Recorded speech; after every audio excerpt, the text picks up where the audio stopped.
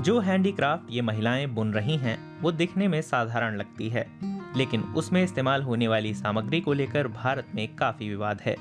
और ये है फसल का कचरा यानी पराली। पराली से निजात पाने के लिए ज्यादातर किसान उसे जला देते हैं। उत्तर भारत में हर साल पराली का धुआं वायु प्रदूषण का सबब बनता है।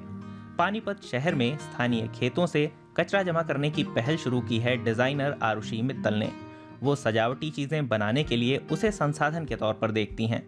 पर्यावरण पर दबाव कम करने में भी इससे मदद मिलती है। आपको पराली जलाने के बारे में पता है। पहले तो उसे जलाना कम करना होगा। दूसरा, चूंकि मेरे प्रोडक्ट काफी टिकाऊ और पर्यावरण के अनुकूल हैं, इसीलिए ये विखंडित होकर खाद बन जाएगी। इन्हें रिसाइकल करने की भी जरूरत नहीं है। 100 किलोमीटर दूर राजधानी दिल्ली में पराली और वाहनों की वजह से हवा पूरे साल खराब रहती है। सर्दियों में तो दिल्ली काले धुएं से ढक जाती है।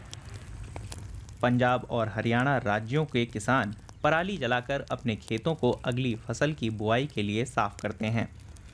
पराली का विषैला धुआं वायुमंडल में ही फंसा रह जाता है और लाखों लोगों की सेहत पर खतरा बनकर मंडराता है। आप स्मोकिंग नहीं करते हो लेकिन दिल्ली की सड़कों पे घूमते हो तो उसका एयर पोल्यूशन लगभग सेम का सेम है। My grandmother is also living in मेरी नानी भी दिल्ली में रहती हैं। वो हमेशा शिकायत करती रहती हैं कि वहाँ हवा बहुत खराब है, घर से भी नहीं निकल पाती। Can't even go out of the house.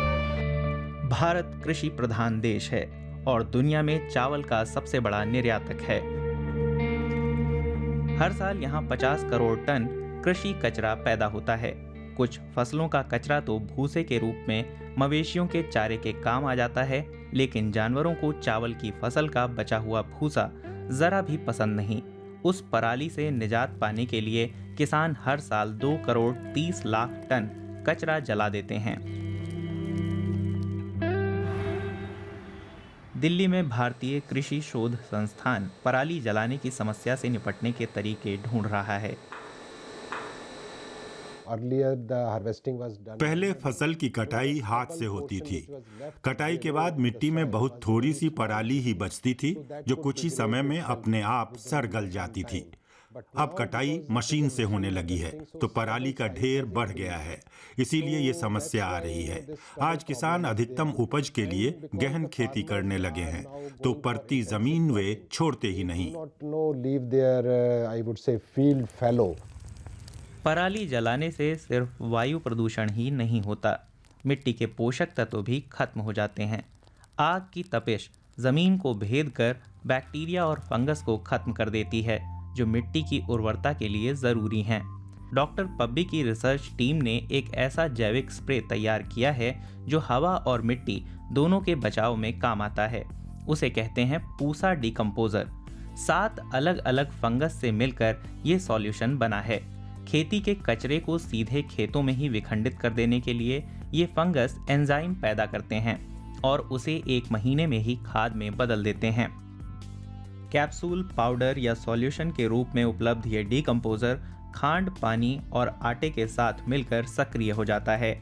1 ton पराली को विखंडित करने के लिए जरूरी डिकम्पोजर 20 रुपए में आता है।